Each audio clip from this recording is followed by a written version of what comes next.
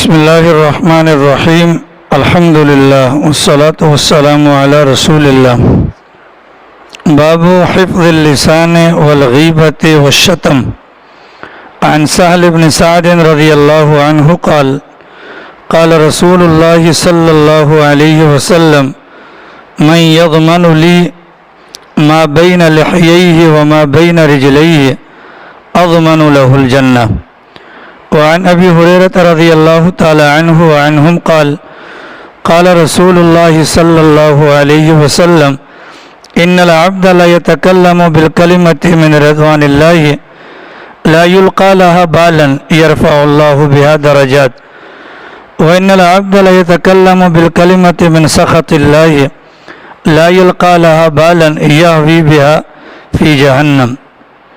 حسن معاشرت کے متعلق رسول اکرم صلی اللہ تعالی علیہ وسلم کی مبارک تعلیمات کا تذکرہ بیان ہو رہا تھا، اور اس کے ضمن میں مختلف چیزوں کا بیان ہوا۔ گزشتہ کل آپ حضرات کے سامنے باب البیان والشعر کا عنوان قائم کیا گیا، اور آپ حضرات کے سامنے یہ بات رکھی گئی اللہ تعالیٰ نے مختلف انبیاء کرام کو مختلف معجزات سے نوازا، اور حضرات انبیاء کرام کو اللہ نے جو معجزات دیے وہ معجزات اس قبیل سے تھے کہ جس علاقے کی طرف نبی کو بھیجا گیا اس علاقے کے اندر جس بری رسم کا رواج تھا تو نبی کا معجزہ بھی ایسا ہی ہوتا تھا کہ اس رسم کو توڑنے کے لیے کارآمد ہو۔ حضرت موسیٰ کے زمانے میں جادو کا زور تھا تو حضرت موسیٰ کو جو معجزہ دیا گیا ید بیضا والا اور لاٹھی والا جو معجزہ تھا اس کے ذریعے سے جادو کو توڑا گیا۔ حضرت عیسیٰ کے زمانے میں طب یونانی کا تھا تو حضرت عیسیٰ علیہ السلام کو جو معجزات دیے گئے وہ بھی ایسے ہی تھے جو عام طور پر لوگ اس کے کرنے سے عاجز تھے۔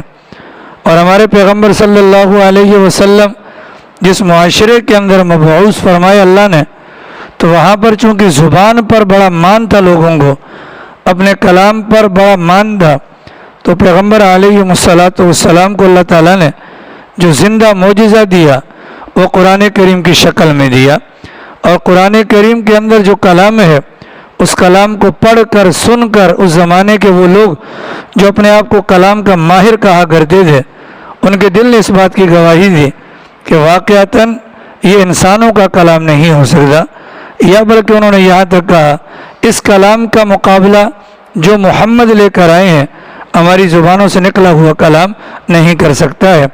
چنانچہ اس کے ضمن میں آپ کے سامنے بات ہوئی کہ وہاں پر دو باتیں بیان کی گئی، ایک ہے بیان، اپنی بات کو وضاحت کے انداز میں پیش کرنا، یہ بات کو وضاحت کے انداز میں پیش کرنا یہ بھی اللہ تعالیٰ کی طرف سے ایک بہت بڑا ملکہ ہے اور اللہ تعالیٰ کی طرف سے بہت بڑی نعمت ہے۔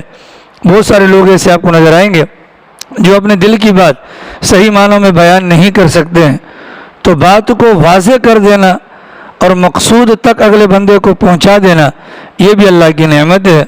عام طور پر جو خطیب حضرات ہوتے ہیں تو ان کا مقصد مدعا کیا ہے؟ ہماری جو بنیاد ہے وہ تو انہی عقائد پر ہے جو ہر مسلمان کو معلوم ہے، ٹھیک ہے، کلمہ ہے، روزہ ہے، نماز وغیرہ جتنی بھی چیزیں ہیں، لیکن وہ خطباء کرام کیا کرتے ہیں؟ اسی بات کو انداز ان کا ایسا ہوتا ہے اگلے کے دلوں پر اثر انداز ہوتا ہے۔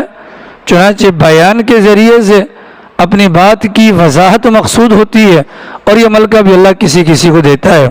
اور دوسری چیز آ جاتی ہے شعر، تو شعر کے متعلق فرمایا گیا کہ رسول اکرم صلی اللہ علیہ وسلم نے شعر کو نہ تو ناپسند کیا ہے اور نہ ہی پسند کیا ہے، بلکہ شعر کے متعلق جو تعلیم نبوی موجود ہے کہ اچھا کلام یعنی اچھے معنی والا شعر وہ اچھا شعر ہے، اور جس شعر کا معنی برا ہوگا وہ برا شعر ہے۔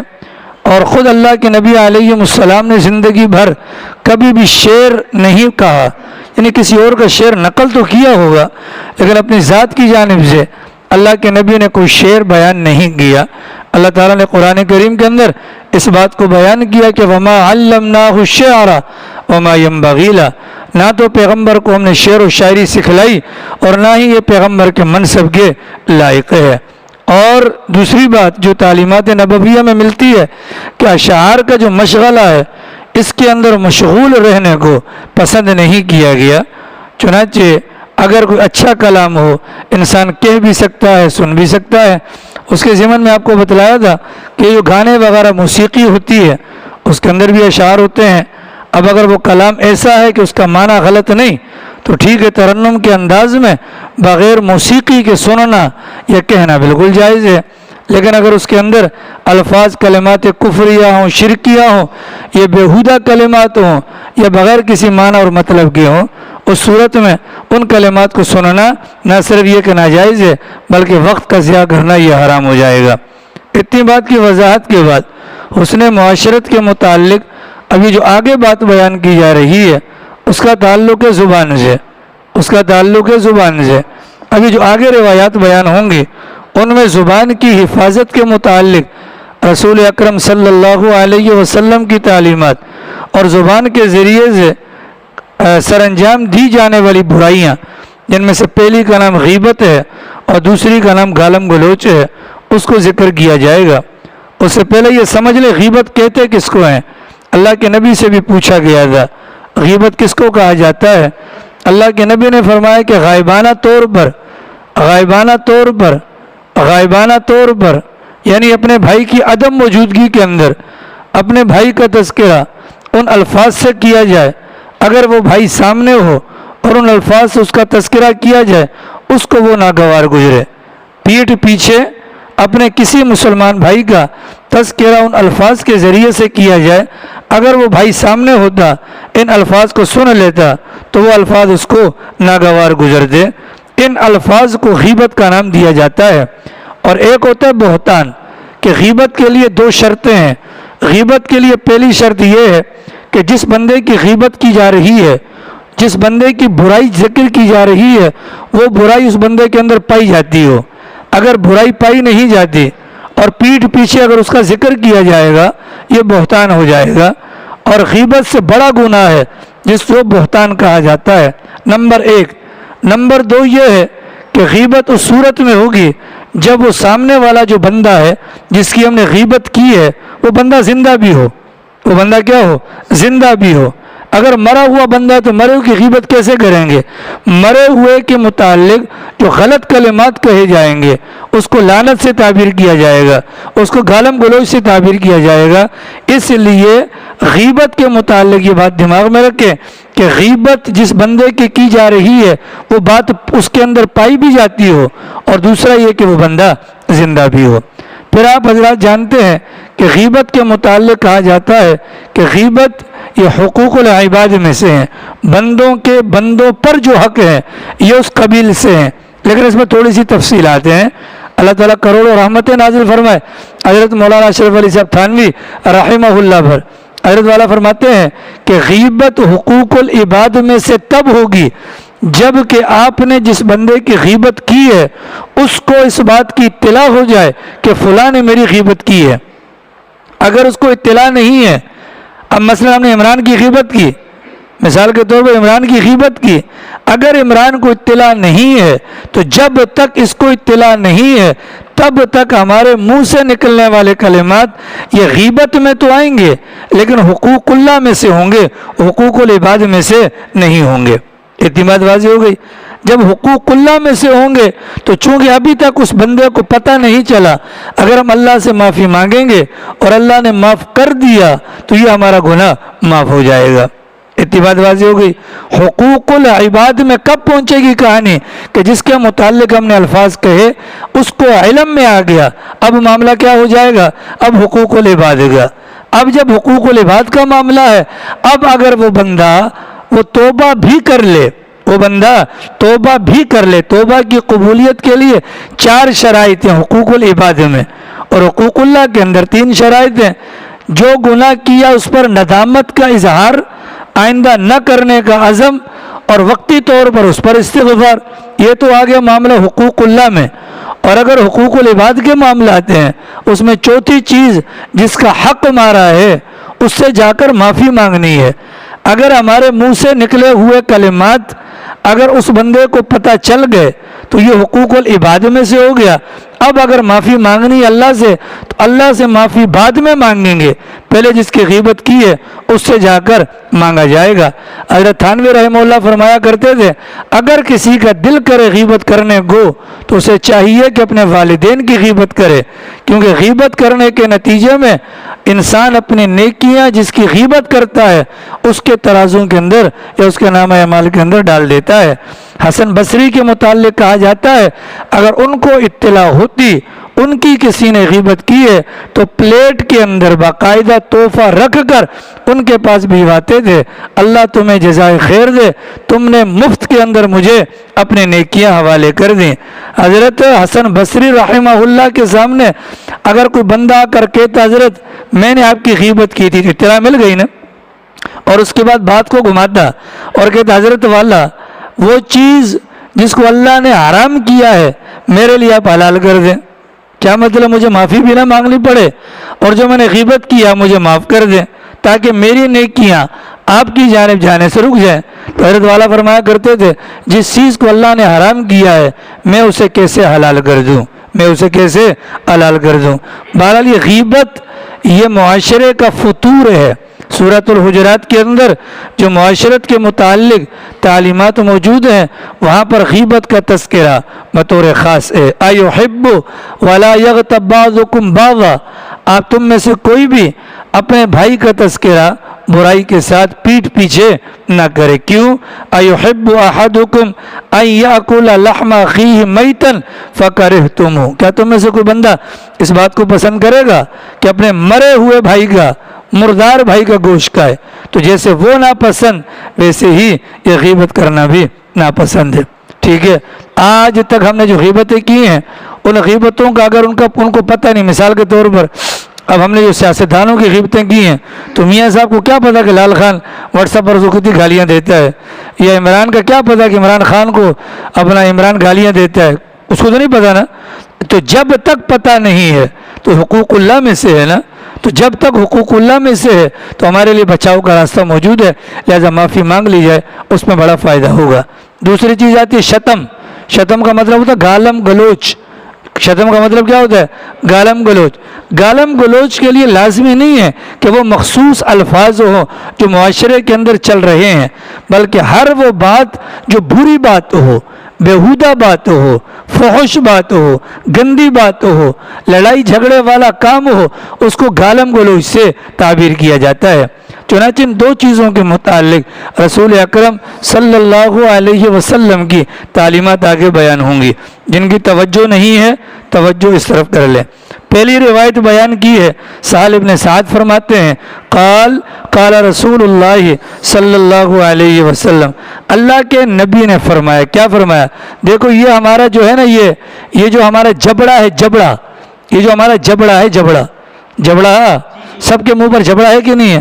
یہ جو ہمارا جبڑا ہے، یہ جو ہڈی آ رہی ہے، اس ہڈی کو لوحا کہتے ہیں، اس ہڈی کو لحیہ کہتے ہیں، لحیہ یا لوحا کا نام اس کو دیا جاتا ہے۔ اس ہڈی کے اوپر اگنے والے بالوں کو داڑھی کہا جاتا ہے، تو داڑھی کو عربی زبان کے اندر لحیہ کہا جاتا ہے۔ منہ کے اندر والے سائڈ پر دیکھیں تو اسی ہڈی کے اوپر ہمارے دانت ہوتے ہیں، اوپر والا پورشن اور نیچے والا پورشن۔ اللہ کے نبی نے فرمایا جو دو جبڑوں کے درمیان والی چیز کی مجھے ضمانت دے، مراد کیا ہے؟ زبان۔ آپ کے منہ میں کتنے دانت ہیں؟ گنے نہیں ہیں۔ دو جبڑوں کے درمیان والی چیز یعنی زبان کی مجھے ضمانت دے، اور دو پاؤں کے بیچ والی چیز یعنی شرمگاہ کی مجھے ضمانت دے، میں اس کے لیے جنت کی ضمانت دیتا ہوں۔ اللہ کے نبی علیہ السلام نے یہ بات کیوں ارشاد فرمائی؟ عام طور پر انسان کی ہلاکت میں یا تو زبان کا ہاتھ ہوتا ہے اور یا پھر انسان کی شرمگاہ کا ہاتھ ہوتا ہے۔ زبان کا غلط استعمال جھوٹ، زبان کا غلط استعمال غیبت، چغلی، اگلے کو گالم گلوچ، یہ طرح طرح کی برائیاں یہ زبان سے نکلتی ہیں، اور بد کرداری کا جتنا بھی تعلق ہے وہ انسان کی شرمگاہ سے ہے۔ ظاہر ہے انسان کی شرمگاہ کا اگر غلط استعمال ہوگا یہ بہت بڑا گناہ ہے۔ تو اللہ کے نبی علیہ السلام نے فرمایا کہ تم میں سے جو بندہ، کون ہے وہ بندہ تو مجھے دو چیزوں کی ضمانت دے۔ کون کون سے مسلمان؟ ایک شرمگاہ کا، ایک زبان کا اور ایک شرمگاہ کا، تو دو چیزوں کی ضمانت دے گا۔ اللہ کے نبی نے کیا فرمایا؟ اللہ کا پیغمبر اس کو جنت کی ضمانت دے گا، اللہ کا نبی اس کو جنت کی، اور ہماری یہی دو چیزیں زیادہ استعمال ہوتی ہیں۔ اسی بنیاد پر ابو بکر صدیق رضی اللہ تعالی عنہ جیسا بندہ اپنی زبان کو پکڑ پکڑ کر کھینچتا تھا، ٹھیک ہے؟ تو ہماری زبان تو بے قابو ہے، ہماری زبان تو کیا ہے؟ بے قابو۔ عالمگیر کہاں ہو بھیا؟ کون خوبصورت آ گیا جتنا ٹکٹکی باندھ کے دیکھ رہا ہے؟ سارے مرد ہیں داڑھیوں والے۔ آ گئی سمجھ شریفہ میں؟ اتنی بات سمجھ آ گئی؟ ہماری زبان کیا ہے؟ بے قابو ہے، ہماری زبان کیا ہے؟ بے قابو ہے۔ اسی بنیاد پر فرمایا کہ من صمت نجا، جو چپ رہا وہ نجات پا گیا۔ مطلب جو خاموشی کو اختیار کرے گا، جو کس کو اختیار کرے گا؟ خاموشی کو اختیار کرے گا، وہ بندہ نجات پا جائے گا۔ اس لیے کہ کام کی باتیں بہت تھوڑی ہوتی ہیں۔ اب ہمارے پیغمبر ہیں صلی اللہ علیہ وسلم، 23 سال کی نبوی زندگی ہے، 23 سال کی نبوی زندگی ہے۔ ان 23 سالوں میں لگ بھگ کوئی 22,000 کے قریب مرتبہ جبرائیل امین اللہ کا پیغام لے کر آئے ہیں، اور پیغمبر کی 23 سالہ نبوی زندگی کے تمام تر فرامین کو جمع کیا جائے تو وہ 10 لاکھ بھی نہیں بنتی، وہ 10 لاکھ بھی نہیں بنتے۔ اور میں اور آپ اگر اپنے روزمرہ کی، آج کل وہ MP3 آتا ہے، صبح ریکارڈنگ پہ لگا کر چھوڑیں تو شام کو انسان سوچے تو دھنگ رہ جاتا ہے، کتنی باتیں کی ہم نے اپنی زبان سے، ٹھیک ہے؟ تو پیغمبر نے کیا فرمایا؟ من صمتا نجا، جو خاموش رہا تو وہ نجات پا گیا۔ ظاہر سی بات ہے کہ زبان کا استعمال نہیں ہوگا تو شرمگاہ بھی انسان کی محفوظ ہو جائے گی۔ اتنی بات سمجھ آ گئی جی؟ اگلی بات بہت خطرناک، اللہ کرے میں آپ کو سمجھا پاؤں۔ رسول اکرم سب کہہ دو صلی اللہ علیہ وسلم نے فرمایا، بسا اوقات انسان کی زبان پر ایسا جملہ جاری ہو جاتا ہے، بسا اوقات انسان کی، بابا جی چشمے والی سرکار، بابا جی، بسا اوقات انسان کی زبان پر ایسا کلمہ، ایسا جملہ، ایسی بات جاری ہو جاتی ہے کہ کہنے والے کو اس بات کی اہمیت کا اندازہ نہیں ہوتا، لیکن وہ بات اللہ کو اتنا پسند آتی ہے کہ وہ ایک بات انسان کے جنت میں درجات کو بلند کرنے کا سبب بن جاتی ہے۔ اور فرمایا کہ بسا اوقات انسان کی زبان سے ایسی بات نکلتی ہے کہ کہنے والے کو اس کی اہمیت کا اندازہ نہیں ہوتا، لیکن اللہ کو وہ بات اتنی ناپسند ہوتی ہے، اس ایک بات کی بنیاد پر اس بندے کو جہنم کے گھڑے کے اندر پھینک دیا جاتا ہے۔ اور پھر دوسری روایت میں فرمایا گیا اس ایک بات کی وجہ سے اتنا دور سے جہنم میں پھینکا جائے گا جتنا مشرق سے لے کر مغرب تک کے درمیان کا فاصلہ ہوتا ہے۔ اب یہ باتیں ہم اپنے دماغ میں بٹھائیں، ہماری زبان سے جو کلمات نکلتے ہیں ان کلمات میں سے اکثر اور بیشتر بڑے خطرناک جملے ہوتے ہیں۔ مثال کے طور پر ایک موٹی سی بات، چلے جی ماشاءاللہ رائمنڈ چلتے نہیں یار، میں نہیں جا رہا، دیکھو اگر میں نہیں گیا تو گناہ تمہارے سر آئے گا، تو آگے سے جواب کیا دیا جاتا ہے؟ یہ گناہ میں برداشت کر لوں گا۔ یہ اتنی خطرناک بات ہے، اور بھائیو اللہ کی نافرمانی یا پکڑ کو کوئی مائی کا لال برداشت نہیں کر سکتا، ٹھیک ہے؟ آ رہی سمجھ میں؟ ہماری زبان پہ آتا ہے یار تو کر لے یار، ٹھیک ہے بس کر لے، میں دیکھ لوں گا کوئی عذاب آئے گا۔ یہ خطرناک بات ہے کہ نہیں ہے؟ ہم اللہ کی پکڑ کو یا ناراضگی کو ہم برداشت نہیں کر سکتے۔ تو پیغمبر نے فرمایا بسا اوقات زبان سے بات نکل جاتی ہے، بسا اوقات زبان سے بات نکل جاتی ہے، انسان کو اندازہ نہیں ہوتا۔ جیسے کسی کی رائٹنگ خراب ہو تو کیا کہتے ہیں؟ لکھے موسیٰ پڑھے خدا، لکھے موسیٰ پڑھے خدا۔ مطلب کیا؟ واللہ میاں کا مذاق اڑا رہے ہو؟ حضرت موسیٰ کی رائٹنگ گندی تھی، ہیں؟ یہ مذاق ہو گیا نا۔ اگر اس وقت اللہ کی صفت جلال کو اگر نوٹ کر لیا جائے تو وہی بات انسان کی ہلاکت کے لیے کافی ہو جاتی ہے۔ اور بسا اوقات اللہ تعالیٰ کی شان بے نیازی ہوتی ہے، کسی ایک بات پر، کسی ایک کلمے پر اللہ تعالیٰ بندے کے حالات کو تبدیل کر دیتا ہے اور اس کے درجات کو بلند کر دیتا ہے۔ فضیل ابن عیاض رحمہ اللہ کی جو زندگی کی تبدیلی ہے، ایک آیت کریمہ الم یعن للذین آمنوا ان تخشع قلوبہم لذکر اللہ، کیا ایمان والوں کے لیے ابھی وہ وقت نہیں آیا کہ اللہ کے ڈر سے ان کے دل کانپ جائیں؟ یہی بات تھی تو انہوں نے فوراً کیا کہا؟ جی آ گیا، اور اس کے بعد اللہ تعالیٰ نے اولیاء کا سردار بنا دیا۔ ایسا ہے کہ نہیں ہے؟ تو یہ بات اپنے دماغ میں رکھیں، زبان سے کلمات نکالیں، نبیوں کو باہر نکالیں۔ اللہ کی ذات کو، شریعت کی بات اپنے گپ شپ میں کبھی بھی نہ آنے دیں، کبھی بھی نہ آنے. ہمیں پتہ نہیں چلتا کوئی بات ایسی منہ سے نہ نکل جائے. ٹھیک ہے، کہاں رہتے ہو؟ معاذ اللہ کہتے ہیں اللہ میاں کے پچھواڑے میں. مطلب مسجد کی قبلے کی سائڈ پر ہو تو کیا کہتے ہیں؟ اللہ میاں کے پچھواڑے میں. یہ کفریہ کلمات ہیں. اب اللہ کی مرضی ہے، اللہ نہ پکڑے تو نہ پکڑے، لیکن پیغمبر کا فرمان یہ ہے چونکہ ہم اللہ کی مرضی اور منشا کو پہچان نہیں سکتے ہر آن، لہذا زبان پر سے نکالے جانے والے کلمات کو بڑے سوچ سمجھ کر نکالا جائے. آ رہی سمجھ بابو صاحب؟ کیا کیا کیا کیا ہے مسجد کے پیچھے؟ بولو. میں نے پہلے کہا توجہ سے بیٹھ جائے. تو بات کیا کہی میں نے کہ زبان سے جو کلمات نکالے جائیں ان کلمات پر سوچ سمجھ کر، ایسا نہ ہو اللہ کو ناپسند آ جائے. اسی بنیاد پر عبداللہ ابن مبارک رحمہ اللہ فرماتے ہیں کہ حج کے موسم میں میں نے خاتون کو دیکھا تھا، وہ اونٹ پر سوار تھی، پردے کے اندر تھی، لیکن میں نے اسے دیکھا تو میں سمجھ گیا اس کی حیت کو دیکھ کر کہ لگتا ہے اس کا کوئی گم ہو گیا ہے. تو میں قریب جا کر میں نے پوچھا جی بہن کون ہو؟ تو میں جو سوال کرتا وہ قرآن کی آیت پڑھ کر مجھے جواب دیتی. میں بڑا حیران ہوا. اب میں بھی عربی جانتا تھا تو اس کے کلمات کو سن کر مجھے یقین ہو گیا.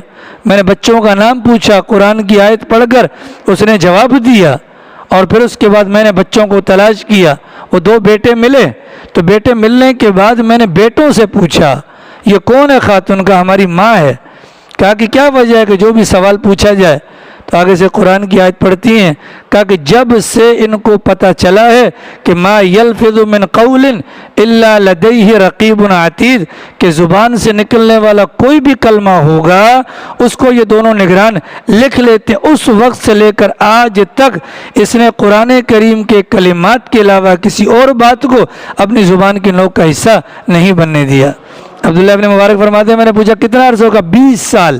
کتنے؟ 20 سال تک زبان سے صرف قرآن کریم کے الفاظ نکلے. اور جب لیاری 63 ٹاؤن والے جائیں گے تو یہ زونگ کا پیکیج لگا لو ماہانہ، لگے ہوئے ہیں جوان کے بچے، نیٹ پیکیج ہیں، کال پیکیج ہیں، لگے پڑے ہیں. ان میں سے کام کی باتیں کتنی ہوتی ہیں؟ بولو. وہ عورت کھڑی ہوگی نا، ہم عورتوں کو کہتے ہیں کم عقل. عورتوں کو کیا کہتے ہیں؟ کم عقل، ناقصات العقل، گالیاں دیتے ہیں. کل کو وہی عورت اگر جنت کے دروازے پہ کھڑی ہو جائے اور کہے کہ نہ تو میں کسی نبی کی اولاد میں سے ہوں، نہ میں کسی نبی کی بیگم ہوں، نہ ہی میں صحابیہ ہوں، نہ کسی صحابی کی بیگم ہوں، مجھ پر لان تان کرتے تھے، میں تو جنت میں جا رہی ہوں، تم کہاں جا رہے ہو؟ کیا جواب دیں گے؟ بولو کوئی جواب ہے؟ بولیے. اللہ کے نبی علیہ السلام نے فرمایا کہ جنت کے اندر میں نے جھانک کر دے گا سب سے زیادہ تعداد عورتوں کی، اور عورتوں کو زبان کے بل لٹکایا ہوا تھا. وجہ کیا ہے کہ وہ زبان کا غلط استعمال کرتی ہیں. آج کل عورتیں نہیں، ہمارے مرد کرتے ہیں. کیا کرتے ہیں بھیا؟ تو زبان سے کلمات سوچ سمجھ کر نکالنے ہیں. ٹھیک ہے، کلمات کیا کر رہے ہیں؟ سوچ سمجھ کر نکال لیں. وہ کیا کہتے ہیں؟ غریبوں نے روزے رکھے دن لمبے ہو گئے. کتنا خطرناک جملہ ہے کہ نہیں ہے؟ اللہ میاں کا مذاق ہے کہ نہیں ہے؟ روزہ وہ رکھے جس کو روزی کی پریشانی ہو، مذاق ہے کہ نہیں ہے؟ بولو مذاق ہے کہ نہیں؟ یا نمازیں معاف کروانے گئے تو روزے گلے پڑ گئے، مذاق ہے کہ نہیں ہے؟ اس قسم کے کلمات کو بطور مذاق کے استعمال کیا جاتا ہے. بطور مذاق کے آج کل ایک ویڈیو وغیرہ بہت چل رہی ہے، اندرون سندھ کا بندہ ہے، وہ اگرچہ ایک پیغام دینا چاہتا ہے لیکن بہرحال قبر کا مذاق ہے. قبرستان کے اندر جا کے پوچھے ہاں بھائی اندر وائی فائی چل رہا ہے کہ نہیں چل رہا، اندر یہ معاملات ہو رہے ہیں کہ نہیں ہو رہے؟ یہ قبر کا مذاق ہے. یہ قبر کا کیا ہے؟ ایسے کلمات نہ کہے جائیں کہ جو کلمات ہمیں اللہ کی بارگاہ سے گرانے کا سبب بن جائیں. تو بہترین کلمہ کیا ہے؟ بہترین کلمہ کیا ہے؟ سبحان اللہ، الحمدللہ، اللہ اکبر، لا الہ الا اللہ. اپنا تکیہ کلام بنا لیا جائے بات بات پر. کیا؟ سبحان اللہ، اللہ. جیسے عرب کے لوگ ہیں، آپ دیکھو عرب کے لوگوں کو آپ دیکھیں، اتنا کچھ ہونے کے باوجود بھی آج بھی آپ کو ویل سیٹ عرب کے لوگ نظر آتے ہیں. وجہ کیا ہے؟ وہاں پر ان کا تکیہ کلام صلی علی محمد، اللہ کے نبی پر درود پڑھو، بات ہی ختم. ان کا بچہ بھی کہے گا نمبر 1. اور نمبر 2، عرب کے لوگوں کی خوبیوں میں سے خوبی یہ ہے کہ وہ جب بھی وضو ٹوٹتا ہے فوراً وضو کر لیتے ہیں.